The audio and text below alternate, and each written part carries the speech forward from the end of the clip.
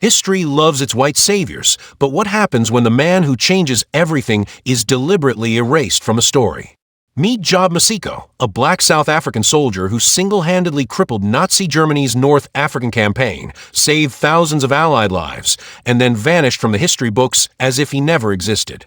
This is the story of a man who accomplished the impossible with nothing but a food tin and matches, yet died forgotten and penniless while the world celebrated victories he made possible.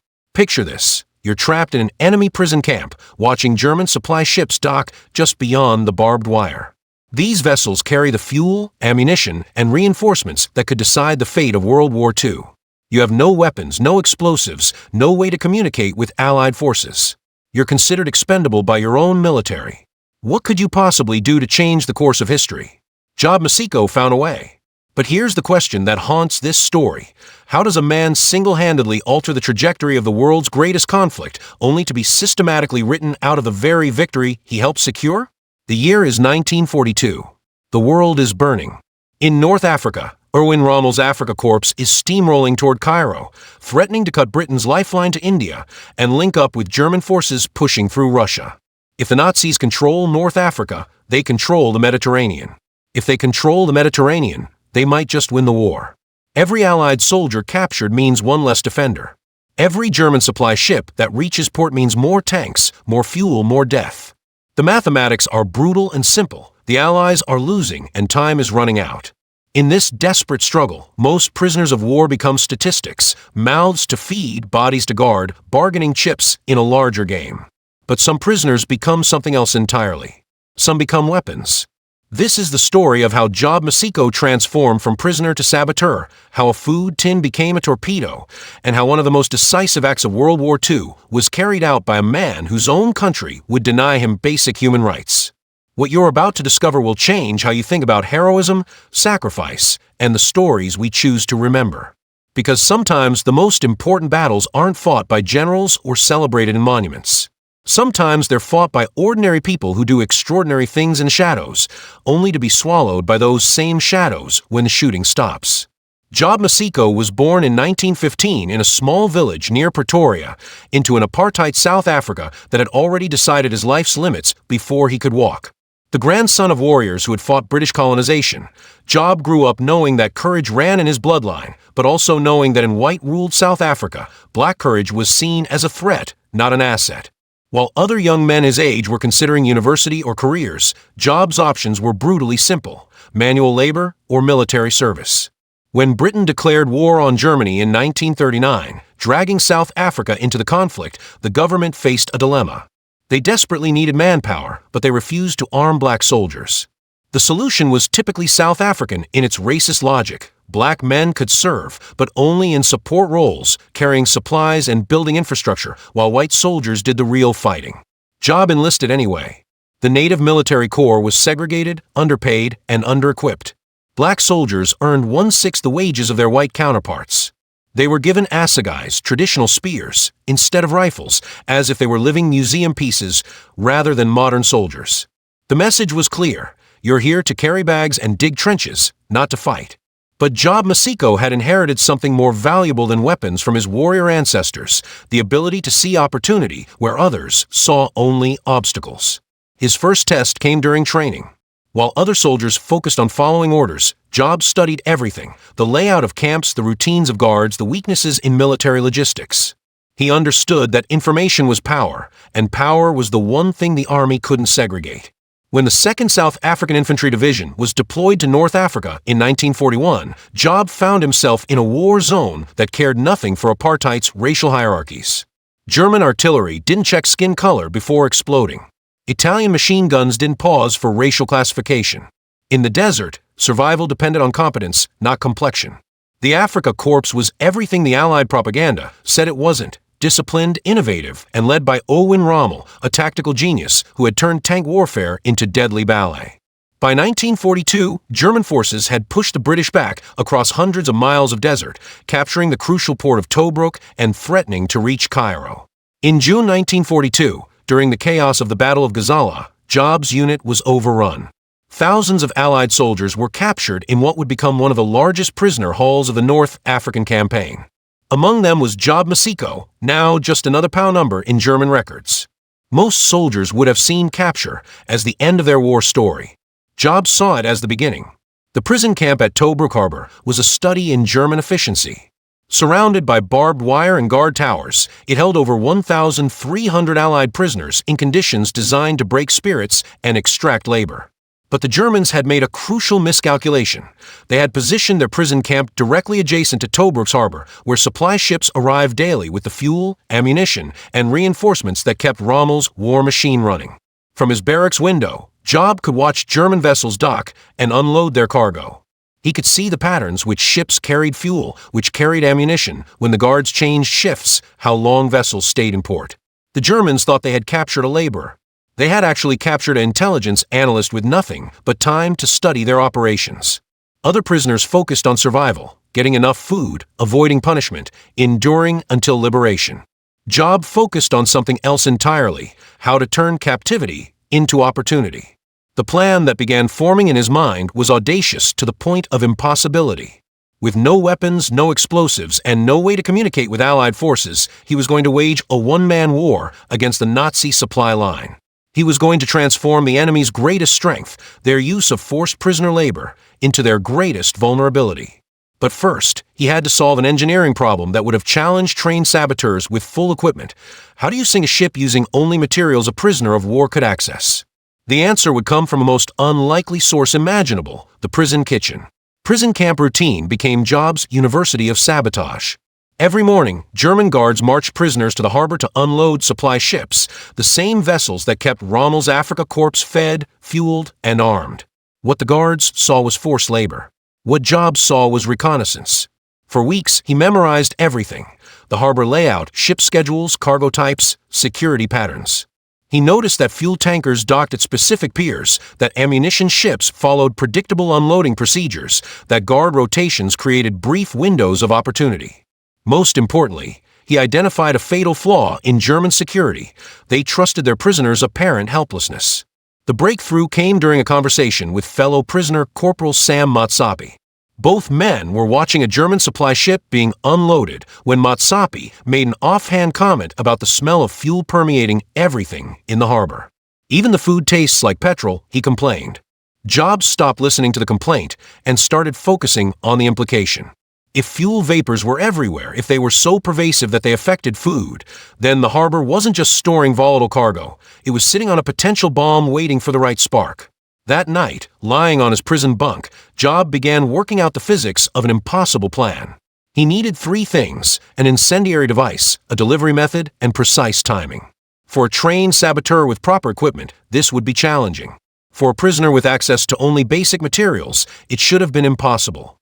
But Job Maseko had grown up in a world where impossibility was a daily challenge to overcome. The incendiary device came together piece by piece.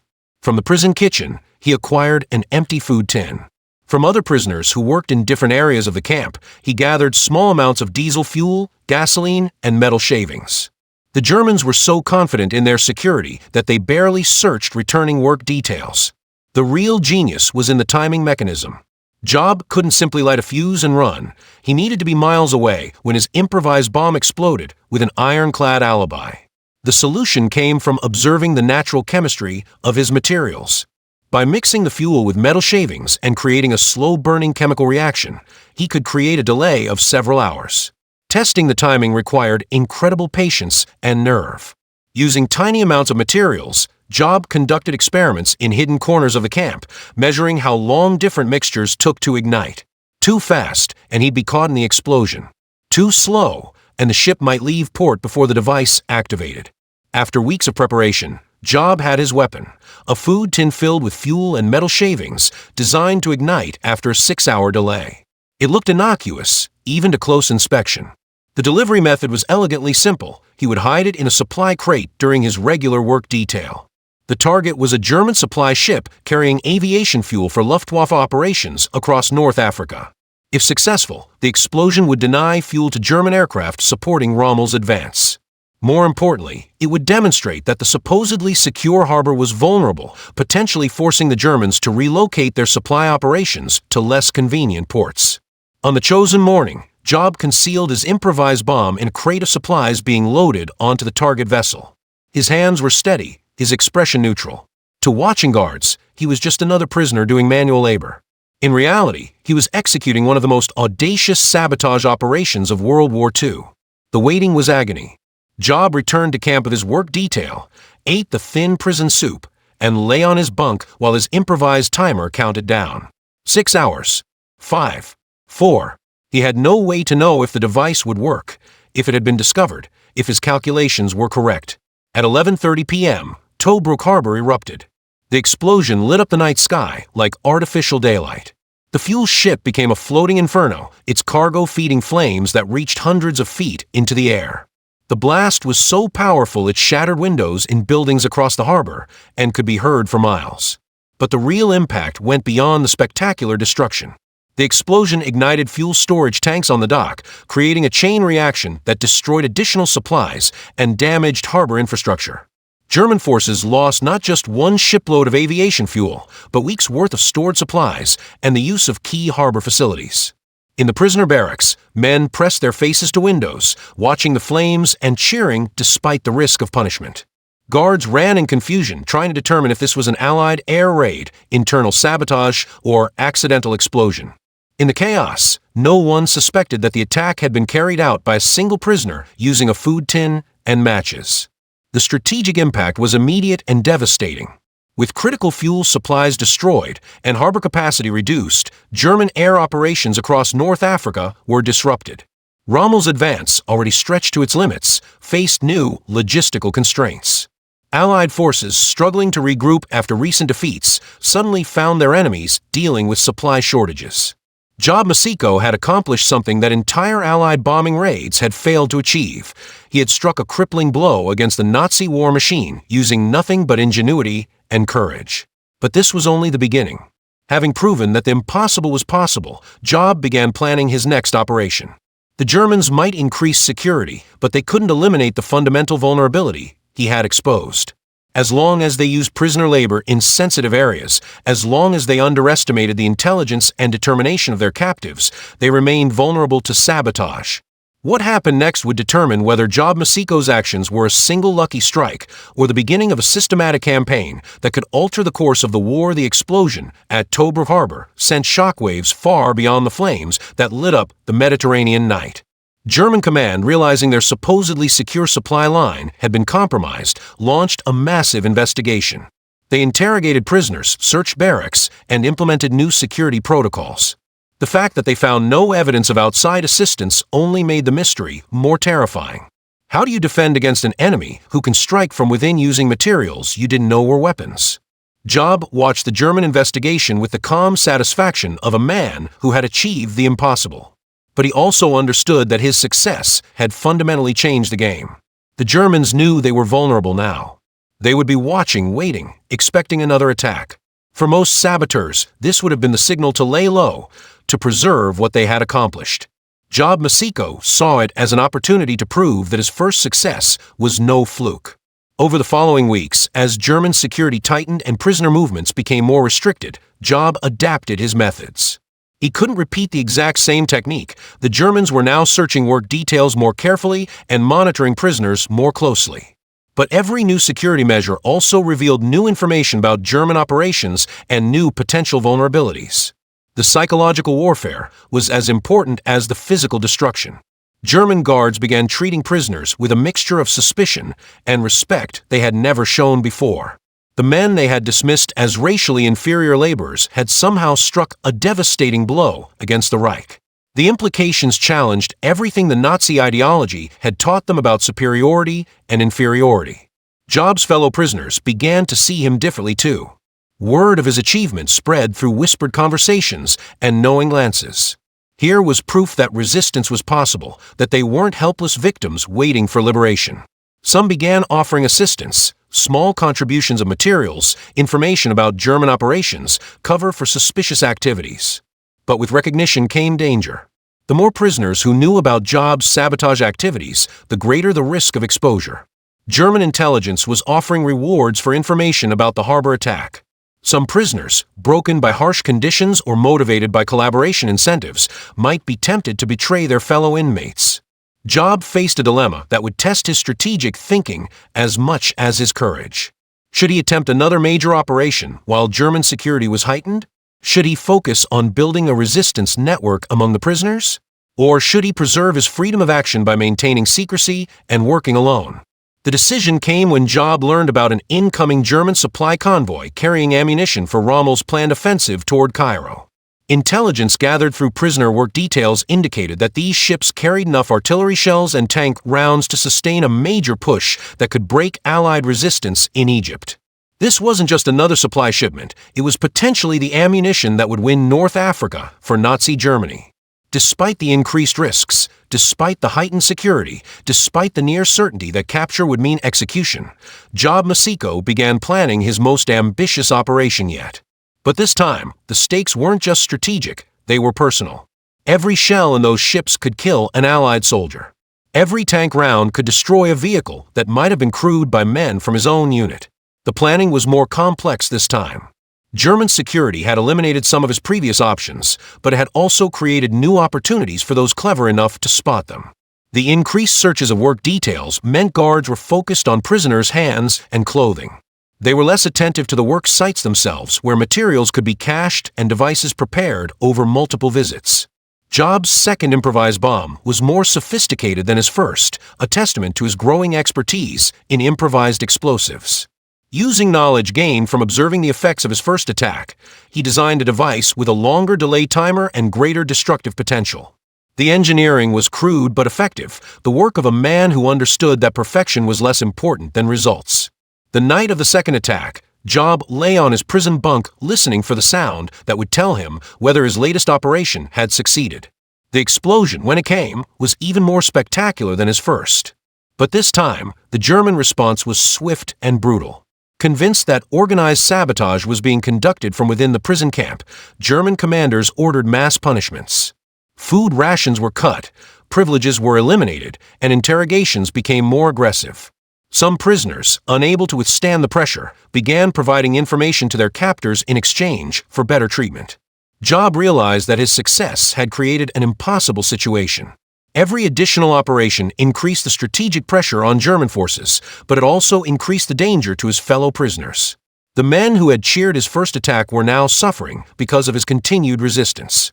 This was the hidden cost of sabotage that military manuals never mentioned. The people around you paid the price for your victories.